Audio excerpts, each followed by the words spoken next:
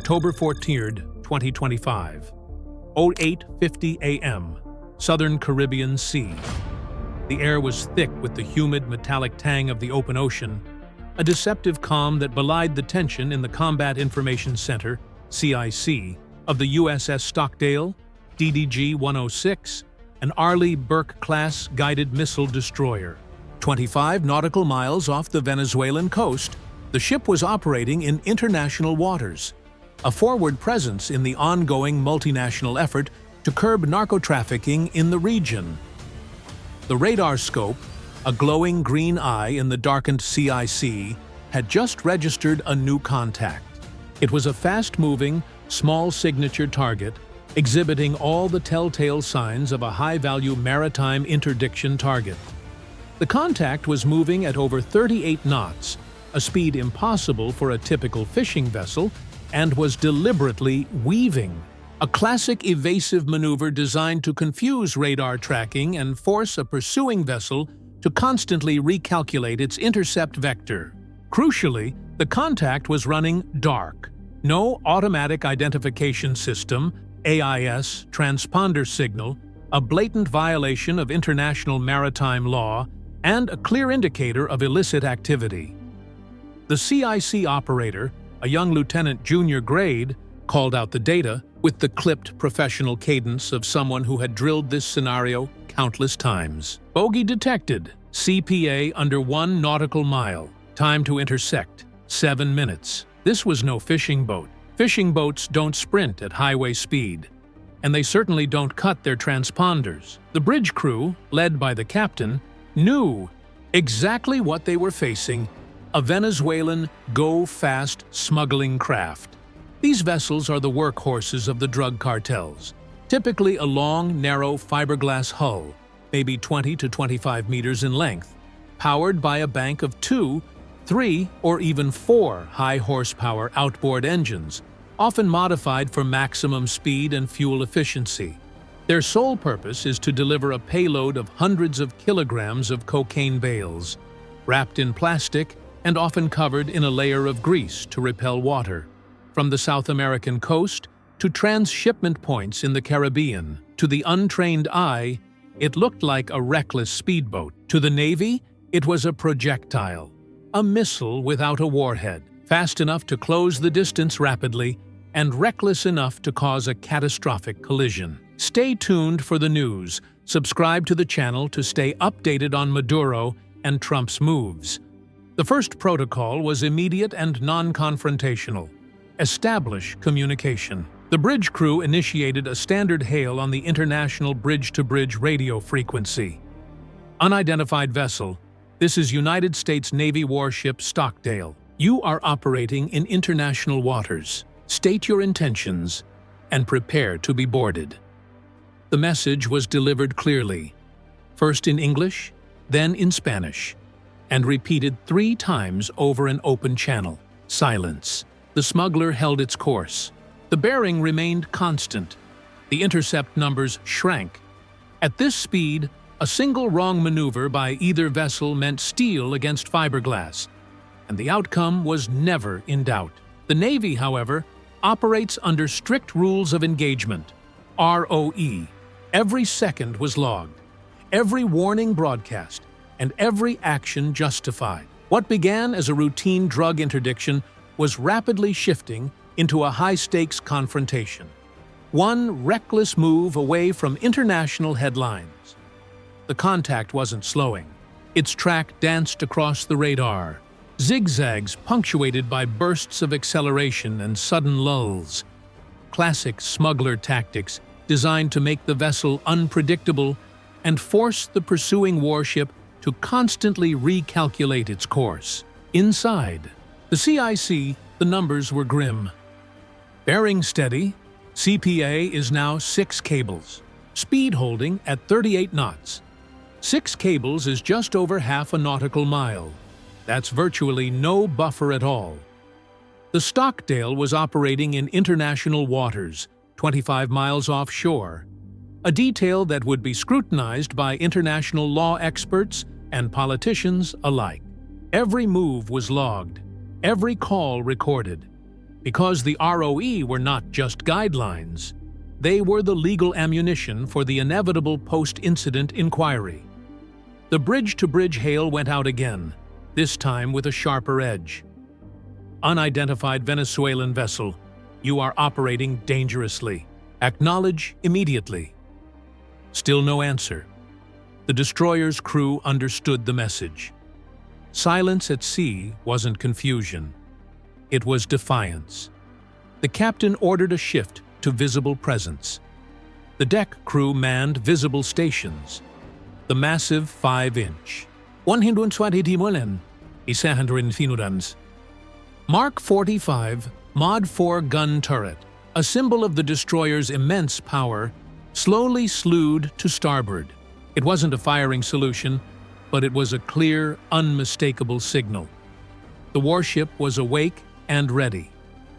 A rigid-hull inflatable boat, RHIB, a high-speed intercept craft, sat primed on its davits, the coxswain, and a fully equipped boarding team, armed, with non-lethal deterrents and standard-issue M4 carbines, strapped in and waiting for the order.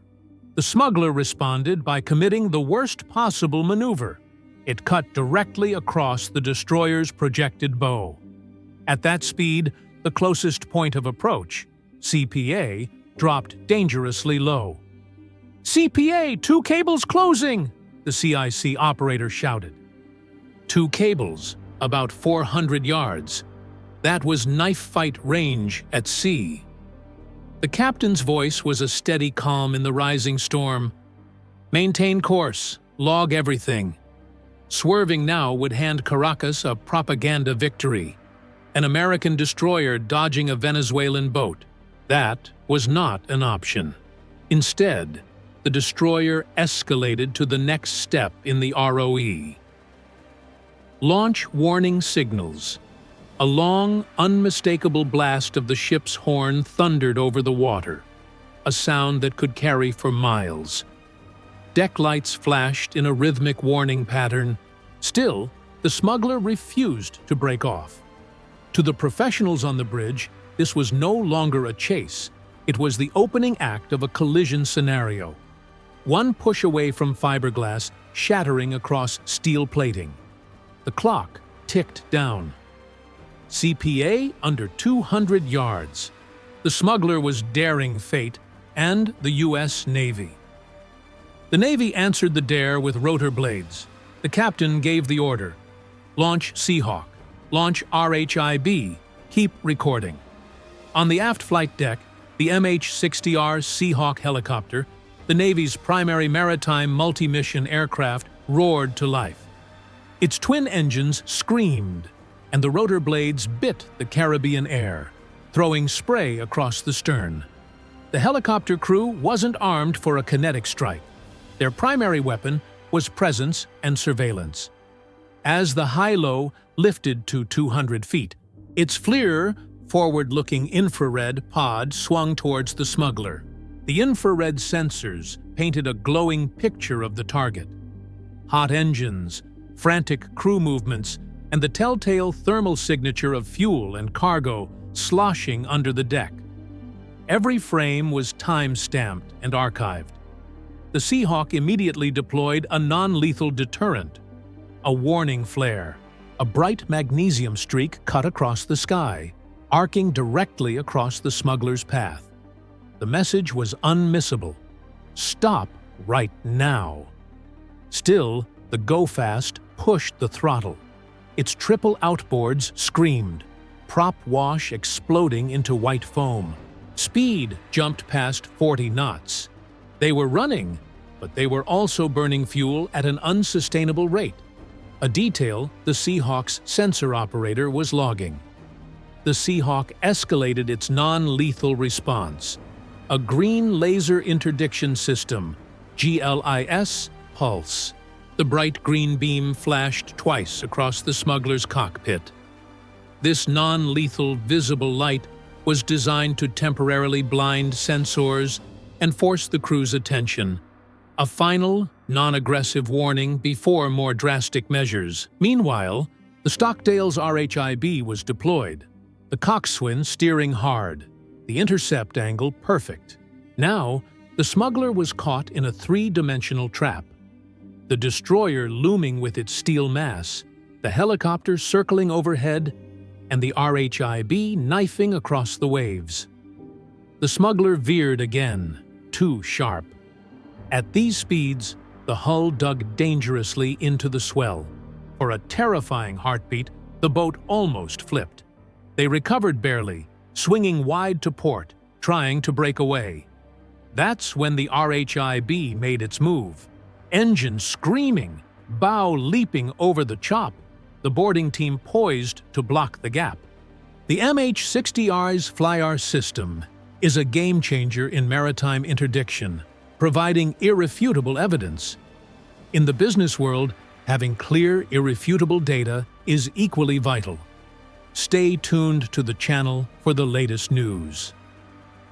The chess match at 40 knots continued, each maneuver tighter, each margin smaller. Inside the destroyer, the watch officer muttered the unspoken fear. One wrong move, and this isn't interdiction. It's a collision. The smuggler didn't slow. It darted left, then right, but the Navy had them boxed in. Every course change only shrank the gap. Then came the moment of maximum danger. The smuggler ran dangerously close to the RHIB, spray blasting over the helmets, the fiberglass hull nearly clipping the rubber tubes. "Too close," a sailor yelled. But the coxswain held steady, professional and unflinching. The message from the Navy was now crystal clear. You can run all you want. We own this ocean. For the smugglers, time, speed, and fuel were running out. At 9:25 a.m., the reckless chase crossed the line into the realm of lethal force. From the destroyer's CIC, the call was logged. Non-compliant vessel. Hostile intent presumed due to dangerous maneuvering and direct threat to U.S. personnel. ROE escalation authorized. This was no longer theater. The Venezuelan go-fast had ignored every hail, every warning flare, every non-lethal deterrent. Worse, its maneuvering had created a direct, imminent threat to the lives of the RHIB boarding team. Under U.S. rules of engagement, that flips a switch. The order transmitted clean.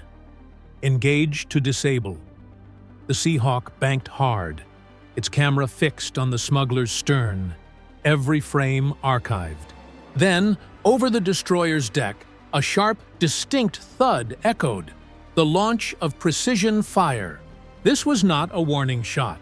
The weapon used was likely a .50 caliber, 12.7 mm heavy machine gun mounted on the destroyer or the RHIB, or potentially a specialized round from the Seahawk's door gunner, aimed with surgical precision. The round slammed into the go-fast's outboard engines. White spray exploded. Fiberglass shattered. Smoke poured out.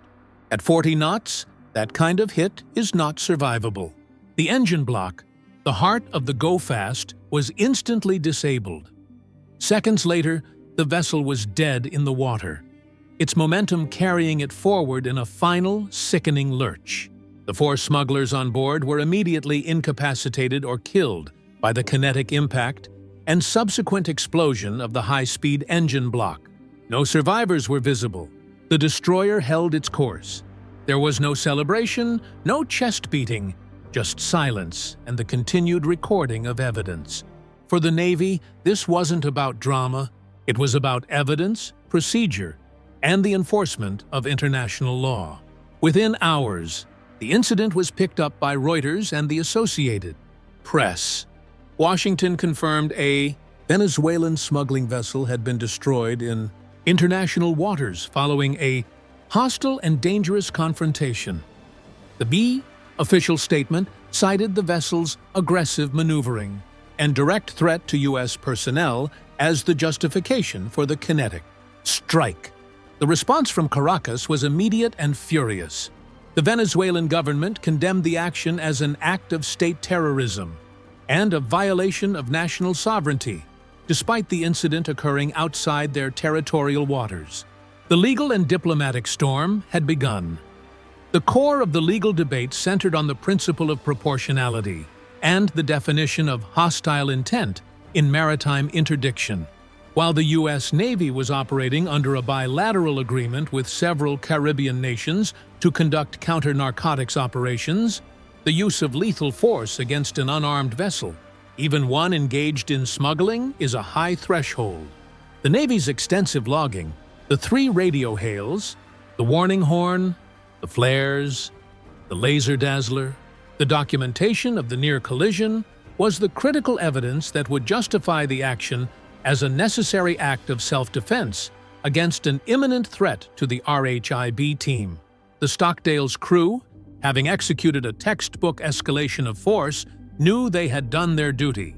They had followed the ROE to the letter, exhausting every non-lethal option before resorting to the final deadly step. The Caribbean crucible had ended, but the legal and political fallout was just beginning. To fully appreciate the precision of the Navy's response, one must understand the technology involved. The choice of disabling fire over a full-scale kinetic strike is a fine legal distinction. The goal is not to sink the vessel, but to stop its ability to maneuver and pose a threat. The precision of the round, aimed at the engine block, was a testament to the training and technology of the U.S. Navy. The legal and political landscape of maritime security is constantly evolving. Don't be caught off guard by new regulations or international incidents. Subscribe to our channel for expert analysis on global security and trade routes.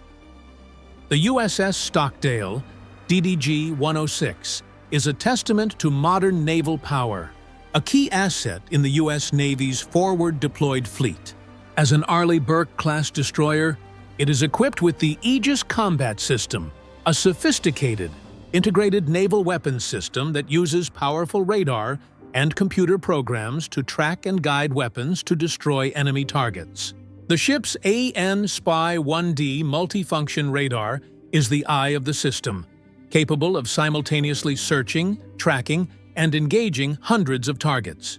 It was this precision radar that provided the initial, irrefutable track of the go-fast boat, logging its speed, course, and the dangerously close CPA. The Stockdale's role in the interdiction was not just as a platform for the helicopter and RHIB, but as the command and control C2 center. Every decision, from the initial hail to the final order to engage, was filtered through the ship's C2 systems, ensuring that the response was measured, documented, and compliant with the ROE. The sheer size and technological superiority of the destroyer were themselves a form of non-lethal deterrent, a massive, unyielding force designed to compel compliance. The contrast between the two vessels, the 9,200-ton, steel-hulled destroyer, bristling with technology, and the 20-meter fiberglass Go Fast with its triple outboards, underscored the desperation of the smugglers and the overwhelming force of the interdicting power. The outcome, though tragic, was a predictable result of that imbalance, driven by the smugglers' reckless defiance. The Aegis system is a masterclass in integrated technology. Does your business leverage its technology stack for maximum efficiency and control? Explore our enterprise solutions for seamless integration and superior command and control over your operations. Beyond the technology and the law, the incident was a test of the human element. The crew of the Stockdale operated under immense pressure. The CIC team, the bridge crew, the Seahawk pilots, and the RHIB boarding team were all acutely aware that a single misstep could lead to a loss of life, either American or Venezuelan, and a massive international incident. The captain's calm demeanor, the coxswain's steady hand, and the sensor operator's meticulous logging were all products of rigorous training.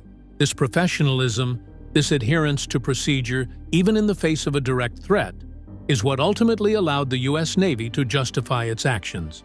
The story of the Stockdale is not just a tale of a chase. It is a case study in procedural compliance under duress. The incident of October 14, 2025, serves as a stark reminder of the volatile nature of the Caribbean drug trade and the thin line between law enforcement and military confrontation.